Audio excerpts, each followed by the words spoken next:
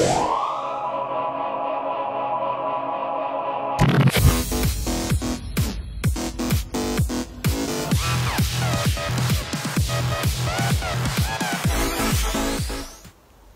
guys, how's it going? Right, so last week I did a video on that Lex Moto Arrow. Right, it turns out that the thing was actually a write-off and then was sold to my boy, so it's had to be scrapped. So project over. Lesson to be learnt there, always check vehicle history. Obviously he didn't check it or didn't check it properly, and yeah, it's turned out it was actually written off earlier this year and no one bothered to scrap it, and it had been sold on multiple times, and then he's bought it, tried to get it sorted out with the V5, and yeah. Anyway, right, today we're going to do plastic welding. I'm going to break it down into easy steps of how I do this with basic tools. Alright, so let's just have a look at what you're going to need first.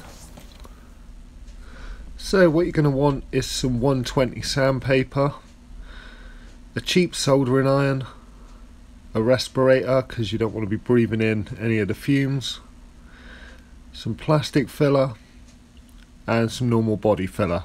I get my fillers from Proper Job, they're about £5 each. Now with the soldering iron, what I've done is I've just taken a grinder to the end of it to try and flatten it off to make it easier to use.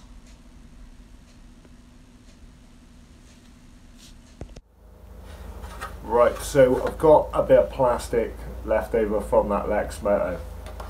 This was pretty busted up, so it's ideal. This is the crack we're going to be working on.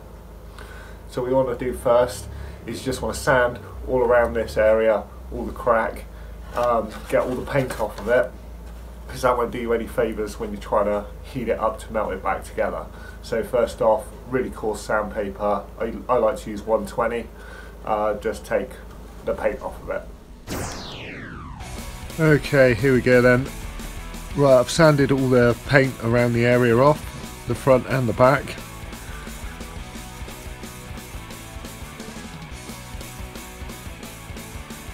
So what you want to do is you just want to start melting along the edge of the crack. I try not to push too hard, just let the plastic melt away and just sort of follow the crack, sort of creating a recess.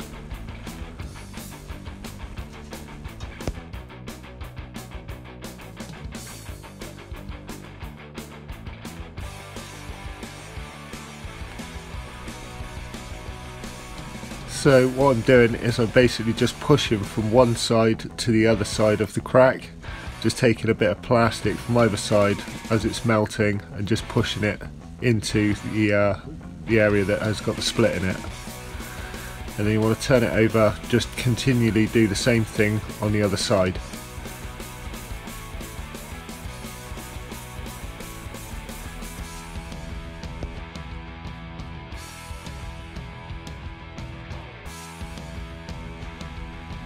Right, so you just want to keep following the crack, creating that recess, and then sort of pulling the molten plastic from side to side, trying to glue the piece of plastic back together.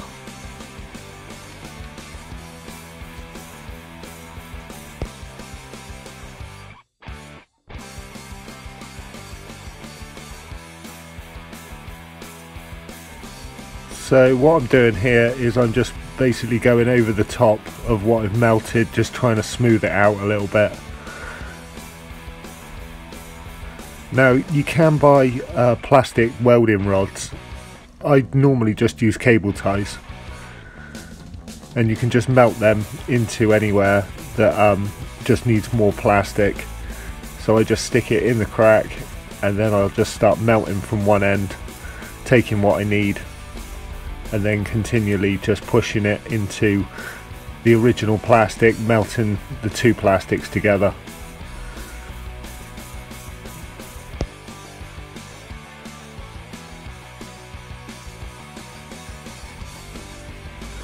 So you get your 120 again and just start rubbing over the top of the area that you've repaired, because you'll end up with stringy bits of plastic. And then next is just to add the plastic filler. This stuff is really rubberized. It's a pain in the ass to mix up, it's really difficult to apply, so I only ever use what I need. I don't try and slaver it on like you would normal body filler. I just put a little bit into the area to fill it up.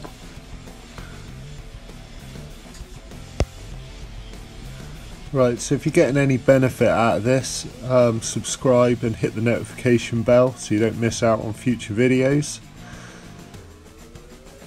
With the plastic filler, I normally do the back of the area that I've repaired as well, just to try and keep it as strong as possible.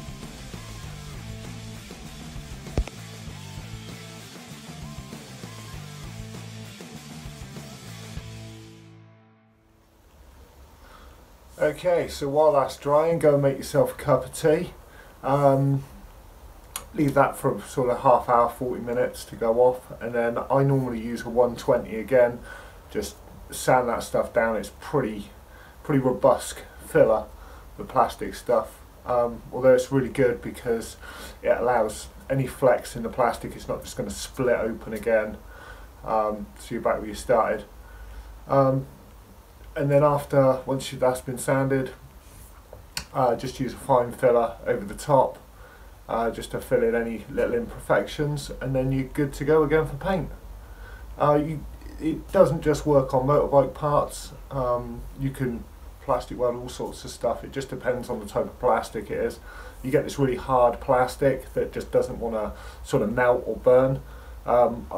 I don't know all the names of the different types of plastic, but I do know that a lot of body panels on your cars that are plastic, the bike parts, you can do this with any of them. Obviously the bigger the hole, the more time it takes. What I normally do is I just keep like offcuts of like bumpers or mud guards or anything like that, and if there is like a big hole, then I'll just cut a patch of the plastic out, oversize it, and just start melting it into the hole. And then just use, like I say, like the fillers to sort of correct it afterwards. But yeah, it'll be good as new, nice and strong again, nice and easy. Okay, so I've sanded down the plastic filler using 120 sandpaper. Now we're just mixing up normal body filler, and we're just going to layer that over the top, just take out any imperfections.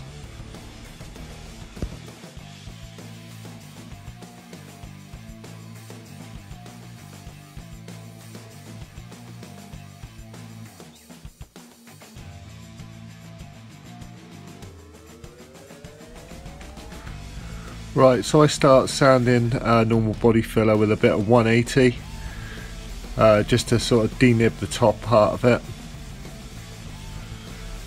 and then I'll normally block it out with 320 and just keep going until it's completely smoothed out and flat.